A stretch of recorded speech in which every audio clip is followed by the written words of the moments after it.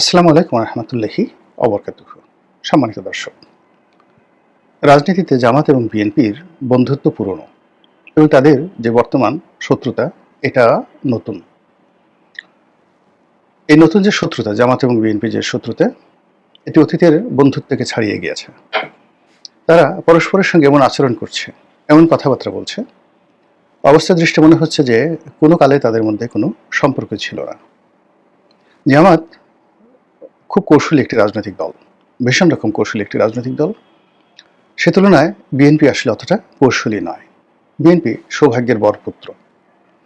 বাংলাদেশে যদি রাজনীতি ধরেন, রাজনীতিতে লড়াই করা, সংগ্রাম করা, প্রতিপক্ষকে নাস্তানাবুদ করা শক্তি প্রয়োগের মাধ্যমে, এটার যদি সুদীর্ঘ ইতিহাস ধরেন তাহলে কেবল বাংলাদেশ নয়, কেবল পাকিস্তান নয়, পুরো ভারতবর্ষে মূলত সবচেয়ে এফেক্টিভ দল হলো আওয়ামী লীগ।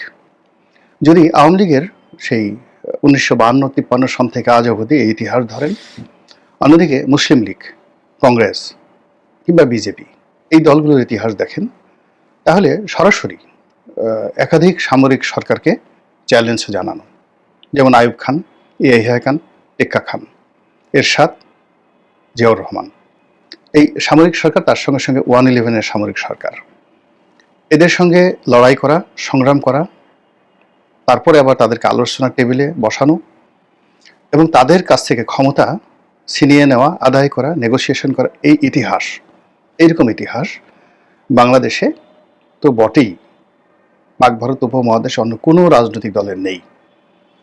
আপনি দেখুন, ইমরান খানের মতো একজন ক্যারিসমেটিক ব্যক্তিত্ব, সে সামরিক বাহিনীর সঙ্গে নেগোসিয়েশন করতে পারল না, কিন্তু আওয়ামী লীগ সবসময়ই সামরিক বাহিনীর সঙ্গে নেগোসিয়েশন করেছে, নেগোসিয়েশনের আগে তাদের বিরুদ্ধে লড়াই করেছে, সংগ্রাম করেছে এবং তাদেরকে আলোচনার টেবিলে বসতে বাধ্য করেছে। এর বাইরে রাজনীতিতে ঘৃঙ্গি, রাজনীতিতে শক্তি প্রয়োগ এবং জ্বালাও পোড়াও বলতে যা কিছু বোঝা যায়, পুরোটাই আওয়ামী লীগ পুরো জমানা জুড়ে সেই প্রতিষ্ঠার পর থেকে তারা সবসময় করে আসছে। তারা তাদের যে প্রতিপক্ষ রাজনৈতিক নেতৃবৃন্দ, রাজনৈতিক দল, তাদেরকে কখনো ঘুমাতে দেয়নি। তো এই যে তাদের যে ইফেক্টিভনেস, সেটা সামরিক বাহিনীর বিরুদ্ধে, সামরিক শাসনের বিরুদ্ধে, পুলিশের বিরুদ্ধে, রাষ্ট্রের বিরুদ্ধে, কখনো কখনো রাজনৈতিক দলের বিরুদ্ধে। এই মারামারি কাটাকাটির এই আন্দোলনের সংস্কৃতি পাক ভারত উপমহাদেশে অন্য কোনো রাজনৈতিক দলের এইরকম সফলতার ইতিহাস নেই যেভাবে আওয়ামী লীগের আছে। তো সেই তুলনায় বিএনপি আওয়ামী লীগের কাছে শিশু। বিএনপির অনেক সফলতা, এটা সৌভাগ্য। আওয়ামী লীগের কারণ হতে পারে, অন্য রাজনৈতিক দলের কারণ হতে পারে, কিন্তু সবচেয়ে বড় ব্যাপার হলো প্রকৃতি অবারিতভাবে বিএনপিকে সুযোগ করে দিয়েছে। 75-15 আগস্টের পর জিয়াউর রহমানের সুযোগ, 1991 সালে বিএনপির সুযোগ, 2001 সনে বিএনপির সুযোগ, এই সুযোগের মানে কোনো কার্যকারণ নেই। আর বিএনপি কখনো কখনো সেই সুযোগ সুন্দরভাবে কাজে লাগাতে পেরেছে, আবার কখনো কখনো তারা সেই সুযোগ কাজে লাগাতে পারেনি। তাদের সৌভাগ্যকে তারা নিজেরা নিজের পায়ে দমন করেছে। কিন্তু কৌশল, চক্রান্ত, সন্ত্রাস, ধারাবাহিকভাবে এই কাজগুলো আসলে বিএনপি কখনো অন্য প্রতিপক্ষের মধ্যে করতে পারেনি। বিএনপির লোককে মেরে ফেললেও, খুন খারাপি করে ফেললেও তারা কোনোদিন রাজাকার হতে পারবে না, তারা কোনোদিন আলবদর হতে পারবে না, কোনোদিন শামস হতে পারবে না। আবার তাদেরকে যদি ইলেকট্রিক শক দেওয়া হয়, তারা এই যে গান পাউডার দিয়ে বাস পুড়িয়ে মারার মতো যে ঘটনা, এটা বিএনপির কোনো লোক পারবে বলে আমার কাছে মনে হচ্ছে না। তো যাই হোক, এখন এই সময়টিতে সৌভাগ্য যখন বিএনপিকে হাতছানি দিচ্ছে, বিএনপির আবার ক্ষমতায় যখন আসা প্রায় নিশ্চিত, ঠিক সেই সময়টাতে তাদের দুটো শক্তিশালী প্রতিপক্ষ, তারা আওয়ামী লীগকে যেভাবে আঘাত করেছে এই সুসময়টিতে, যদি তারা এতদিন ক্ষমতায় চলে আসতো তাহলে হয়তো এই আঘাতকে তারা প্রতিহত করতে পারতো। কিন্তু এখন পর্যন্ত তারা ক্ষমতায় আসেনি এবং তাদের ক্ষমতায় আসার যে পথ ক্রমশ সরে যাচ্ছে। ফলে আওয়ামী লীগকে তারা রাজপথে পাবে প্রতিদ্বন্দ্বী হিসেবে, যেভাবে আওয়ামী লীগ এবং বিএনপি রাজপথে ছিল এরশাদের জমানাতে, ঠিক ওইরকম একটা পরিস্থিতি তৈরি হয়ে গেছে। এক। 2 নম্বর হলো যে এখন তিনটা রাজনৈতিক দল, জাতীয় পার্টি, চরমোনাই এবং জামাত, তারাও বিএনপির ঘোর বিরোধী, ভীষণ রকম বিরোধী। জামাত সরাসরি মাঠে নেমে গিয়েছে, তার সঙ্গে চরমোনাইকে নিয়েছে। জাতীয় পার্টি এখনো মাঠে নামতে পারেনি। আগামী দিনে জাতীয় পার্টি, আওয়ামী লীগ, চরমোনাই এবং জামাত একত্রে যদি বিএনপির বিরুদ্ধে দাঁড়িয়ে যায়, তাহলে সেটা রীতিমতো বিএনপিকে তেনা তেনা করে ফেলবে, তেনা তেনা করে ফেলবে। এবং তার কিছু, যাকে বলা হয় কৌশল, যার কিছু নমুনা আমরা দেখতে পাচ্ছি। আগেই বলেছি যে বিএনপি কৌশলে পরাজিত। যেমন দেখা গেল গ্রামে একটা ছোট ঘটনা, আমরা ছোটকালে পড়েছিলাম গল্প। এক বুদ্ধিমান লোকের সঙ্গে পাশের বাড়ির এক লোকের ঝগড়াঝাঁটি।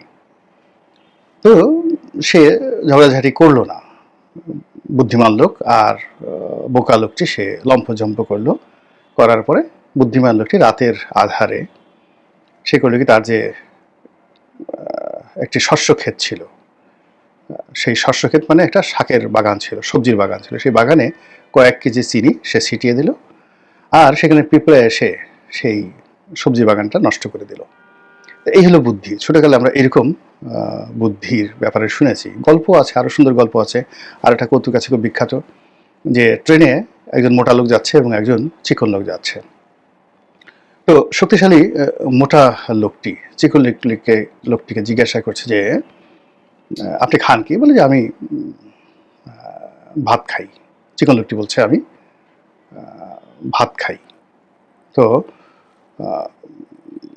মোটা লোকটি সে শক্তি দেখাচ্ছে এবং বলছে যে আসলে আপনি ভাত খাবেন না, রুটি খাবেন আমার মতো রুটি খেলে দেখুন এরকম মাসেল হবে, আপনার শক্তি হবে এবং আপনি সব জায়গায় বিজয়ী হতে পারবেন। এবং এই কথা শুনে চিকন লোকটি যার পরনাই, সে যাকে বলে অপমানিত বোধ করলো। তো এটার একটা সে মধুর প্রতিশোধ নিতে চাইলো। তখন চিকন লোকটি দাঁড়িয়ে, ট্রেনটি যখন চালু করা শুরু করলো, সে তখন চেনের যে চেইন রয়েছে ট্রেনের, যেটা টানলে ট্রেন থেমে যায়, তো সেটা খুব চেষ্টা করতেছে টানার জন্য, কিন্তু সে পারছে না, এরকম একটা ভাব দেখাচ্ছে। তো মোটা লোকটি কোনো রকম চিন্তা ভাবনা না করে সে একটা টান দিয়ে ট্রেনটা থামিয়ে দিল। সঙ্গে সঙ্গে টিটি চলে আসলো, ট্রেনের যারা হর্তাকর্তা তারা চলে আসলো, কে টান দিয়েছে। তো ওই রুমে যারা বসা ছিলেন সবাই থেকে মোটা লোককে দেখিয়ে দিল কেন টান দিয়েছে। তো মোটা লোক কিছু বলতে পারছিল না, তাকে 500 টাকা জরিমানা করা হলো। সে মুখ কালো করে বসে আছে। তখন চিকন লোকটি বললেন যে সবসময় রুটি খাবেন না, মাঝে মধ্যে আমার মতো ভাত খাবেন, তাহলে মাথায় বুদ্ধি হবে। তো এখন এই যে জুলাই আগস্ট পরবর্তী যে একটি বছর, সেই একটি বছরে বিএনপিকে ছলে বলে কৌশলে লোভে লালসার জালে ফেলে জামাত এমন একটা জায়গাতে নিয়ে গেছে, সেখানে চাঁদাবাজি কারা করে, টাকা পাচার কারা করে, গুন্ডামি কারা করে, বদমাইশি কারা করে, এটার একটা ট্যাগ আলটিমেটলি বিএনপির বিরুদ্ধে তারা সফলভাবে দিতে পেরেছে। দ্বিতীয়ত, এক জালেম গেছে আরেক জালেম আসবে, আরেক জালেমকে এই ট্যাগটাও জামাতের লোকজন সুকৌশলে দিয়ে ফেলেছে। কিন্তু জামাত যেভাবে কৌশল করে, তাদের বন্ধু চরমোনাই ওভাবে কৌশল করে না। তারা একেবারে বরিশালের মানুষ তো সাহসী, সঙ্গত কারণে সাহসী, ডাইরেক্ট বিএনপিকে আক্রমণ করে, তারপরে তারেক রহমান সাহেবকে আক্রমণ করে যে সকল কথাবার্তা বলেছে, এটা বিএনপির জন্য এই মুহূর্তে একটা বিরাট বেইজ্জতি। তারেক রহমান সাহেবের জন্য একেবারে রীতিমতো বজ্রপাত। তারেক রহমান সাহেবকে মিলিটারি ধরে নিয়েছিল 111-এর সময়, তাকে বেদম প্রহার করেছিল, তার পিঠের হাড্ডি ভেঙে দিয়েছে, কোমর ভেঙে দিয়েছে। এই কথাগুলো সম্মানের নয়, মর্যাদার নয়। এই কথাগুলো যতবারই আসবে ততবার যেটা হবে, সেনাবাহিনীর সঙ্গে বিএনপির সম্পর্ক এটা অবনতি হবে। এবং তারেক রহমান সাহেবকে কেন সেখানে ধরে নিয়ে যাওয়া হয়েছিল, কেন মারা হয়েছিল এবং হাড্ডি ভেঙে দেওয়া হয়েছিল, যেটা বাংলাদেশে কোনো রাজনীতিবিদদের করা হয়নি।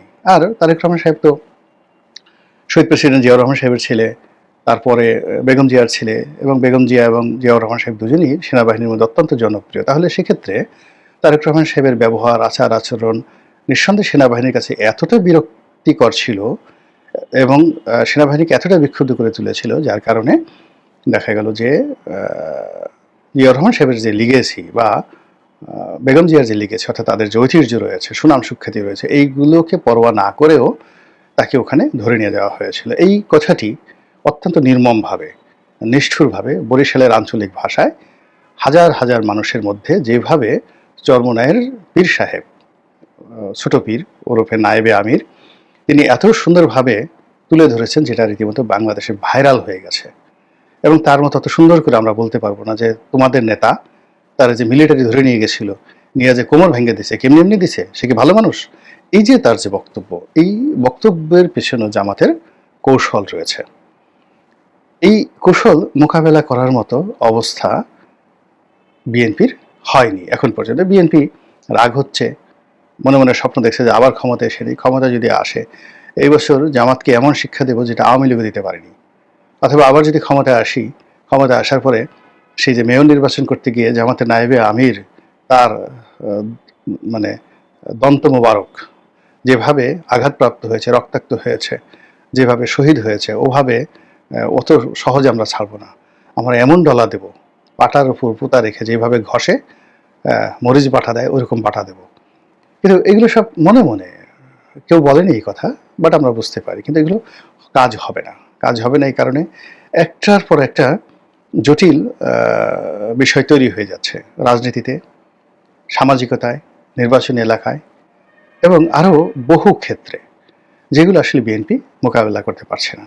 জামাত কখনো সামনে এগোচ্ছে, কখনো পেছনে চলে যাচ্ছে, কখনো লুকোচুরি করছে, কখনো ভালো মানুষ হচ্ছে, কখনো সামনে এসে কথা বলছে, আবার কখনো পিছনে চলে যাচ্ছে। তারেক রহমান সাহেবকে উদ্দেশ্য করে বুয়েটে, ঢাকা বিশ্ববিদ্যালয়ে, রাজপথে জামাতের লোকজন যে স্লোগান দিয়েছে, এরকম স্লোগান বিশ্রী, অশ্লীল, অশ্রাব্য, এরকম স্লোগান হয়নি কখনো। এখন তারা এই যে একজন জাতীয় নেতার পশ্চাৎ দেশ নিয়ে যে ধরনের কথাবার্তা বলেছে, এখানে যাকে বলা হয় পুংমৈথন, মানে পুরুষের সঙ্গে যে যৌন সম্পর্ক বা পুরুষকে জোর করে রেপ করার বিষয়ে যে ধরনের হুমকি এবং ধামকি দেওয়া হয়েছে, এটা এই যুগে হয়নি, কখনো হয়নি। এমনকি কওমে লুতের জমানাতে এইভাবে যাকে বলা হয় সমকামিতা ব্যাপক বিস্তার লাভ করেছে। কিন্তু আমরা কোরআন হাদিসে এরকম কোনো তাফসিরে এরকম কোনো ঘটনা দেখি না যেখানে মিছিল করে দল বেঁধে কোনো একটা বিশেষ লোককে, তাকে রেপ করার জন্য কওমে লুতের জমানার সেই লোকজন তারা মিছিল করেছে যে অমুকের যাকে বলে আমরা রেপ করব তাকে। এরকম ঘটনা আমরা কখনো দেখিনি। শুধুমাত্র শেষের দিকে যে ঘটনা, সেটা হলো যখন এই কওমে যাকে বলা হয় লুত, তাদেরকে ধ্বংস করার জন্য আল্লাহ রাব্বুল আলামিন ফেরেশতাদের পাঠালেন। তারা খুবই সুন্দর যুবকদের বেশে আসলেন, অনিন্দ সুন্দর যুবকদের বেশে আসলেন। সেই যুবকদের চেহারা সুরত, তাদের বডি কনস্ট্রাকশন, এগুলো দেখে সেই সমকামীরা পাগল হয়ে গেল, উন্মাদ হয়ে গেল এদের সাথে, মানে যাকে বলে কাম চরিতার্থ করার জন্য। তখন তারা তার পিছনে ধাওয়া করলো। ফেরেশতারা হযরত লূত আলাইহিস সালামের বাড়িতে আশ্রয় নিলেন। এরকম, কিন্তু তারা মিছিল করেনি, তারা ধাওয়া করেছে কিন্তু তারা মিছিল করেনি। কিন্তু এই যুগে তারেক রহমান সাহেবের মানে তারেক রহমান সাহেবকে বেজ্জতি করার জন্য, তাকে কষ্ট দেওয়ার জন্য, তার সম্ভ্রম হানির জন্য যে মিছিল করা হচ্ছে, সেই মিছিলে যে প্রতিক্রিয়া, সেই প্রতিক্রিয়ায় বিএনপির রাগ হয়ে গেছে। বিএনপির রাগ হয়ে বিএনপির যারা লোকজন আছে তারাও একই ভাষায় তারা সেই রাজপথে মিছিল করেছে। এটা জামাতের একটা বিশাল বিজয়। এই বিজয়ের ফলে তারা যে কর্মটি করেছে, সেই কর্মটিকে জেনারেলাইজ করার জন্য, আরও বাংলাদেশের আনাচে কানাচে ছড়িয়ে দেওয়ার জন্য তারা সর্বোচ্চ চেষ্টা করছে, যাতে করে বিএনপির লোকজন উত্তেজিত হয়, রাগ হয়, গণ্ডগোল করে, মারামারি করে, কাটাকাটি করে। এবং জামাতের যে সমস্ত লোকজন রয়েছে, হুজুর আছেন, তাদের তো লোকজন ভালো মনে করেন। এখন তাদের গায়ে কেউ হাত দিলে, তাদের পাঞ্জাবি ছিঁড়ে ফেলে, তাদেরকে ধাওয়া দিলে, তাহলে সেক্ষেত্রে লোকজন চারিদিক থেকে একটা সি সি সি সি রব উঠে যাবে এবং জামাত যে জিনিসটা চাচ্ছে সেটা তখন ঘটে যাবে, এবং সেই দিকে মূলত এখন পরিস্থিতি এগোচ্ছে। দ্বিতীয়ত হলো, যেহেতু জামাত এবং বিএনপির একটা বন্ধুত্ব রয়েছে, এবং একটা সময় চিন্তা করবেন যে বন্ধু যখন শত্রু হয়ে যায়, ও মারাত্মক পরিবারে যারা লোকজন হয়ে যায়। এর কারণ হলো বিএনপির শক্তিমত্তা, তার কৌশল তাদের রয়েছে, তার সঙ্গে সঙ্গে বিএনপির অনেক লোকের সঙ্গে জামাতের পারিবারিক সম্পর্ক রয়েছে। তো সেই দিক থেকে জামাত ইচ্ছে করলে বিএনপির যে বিক্ষুব্ধ লোকগুলো যারা তারেক রহমান সাহেবের বিরুদ্ধে আছে, কিছু বলতে পারছে না, তাদেরকে নিউট্রালাইজ করে ফেলতে পারবে, যেটা আওয়ামী লীগ পারবে না। কিন্তু জামাত যেতে পারবে। জামাতের অনেকের সঙ্গে বিএনপির অনেক নেতার পারিবারিক সম্পর্ক রয়েছে, এবং তারা জানে যে কারা কারা এই দলে তারেক রহমান সাহেবকে পছন্দ করে এবং অপছন্দ করে। ফলে এখানে ডিভাইড অ্যান্ড রুল করে তারেক রহমানের বিরুদ্ধ পক্ষকে আলাদা করে ফেলতে পারছে বা পারবে। দ্বিতীয়ত, তারেক রহমান সাহেবের যারা আপনজন, অত্যন্ত আপনজন, যারা এই মুহূর্তে পাওয়ার হাউস হিসেবে কর্মরত, তাদের একজন, দুইজন, তিনজন, এদেরকে জাস্ট এরকম একটা রাজনৈতিক কূটনীতির মধ্যে ফেলে দিবে। ফেলে দেওয়ার ফলে তাদের ক্যারিয়ার শেষ, রাজনীতি শেষ, এবং তারা হতাশার সাগরে হাবুডুবু খেতে থাকবে। ইতিমধ্যে দুইজন লোক আপনি গিয়ে দেখবেন যে বিএনপি নেতা বকুল বকুল তিনি অসুস্থ হয়ে হাসপাতালে ভর্তি হয়েছেন। এশরাক তিনি ঢাকা সিটি কর্পোরেশন মেয়র পদে বসতে না পেরে হতাশার সাগরে নিমজ্জিত। ওই যে মিরপুরে যে ফুটবলার আমিনুল আছে, সেই আমিনুলের বিরুদ্ধে পুরো মিরপুর অঞ্চলে যে দুর্নাম বদনাম ছড়ানো হয়েছে, তো আমিনুলকে যদি বিএনপি মনোনয়ন দেয়, ওখানে জামাত যদি একটা তাদের যে দাঁড়িপাল্লা যে কোনো একজন মানে যাকে বলা হয় মিরপুর মাজারের সামনে একটা পাগলা বাবা থাকে বা জটাধারী বাবা থাকে, তার গলায় ঝুলিয়ে দিলেও সেখানে লোকজন তাকে ভোট দেবে, কিন্তু আমিনুলকে ভোট দেবে না। তো এই যে কাজগুলো টার্গেট করে করে মানে যে কাজগুলো করা হয়েছে, এখন সেটার পক্ষে বিপক্ষে নানা রকম কথা আছে, কিন্তু জামাত এই কাজগুলো করতে অভ্যস্ত, তারা জানে। এটা তাদের এখন প্রথম ফেজ চলছে।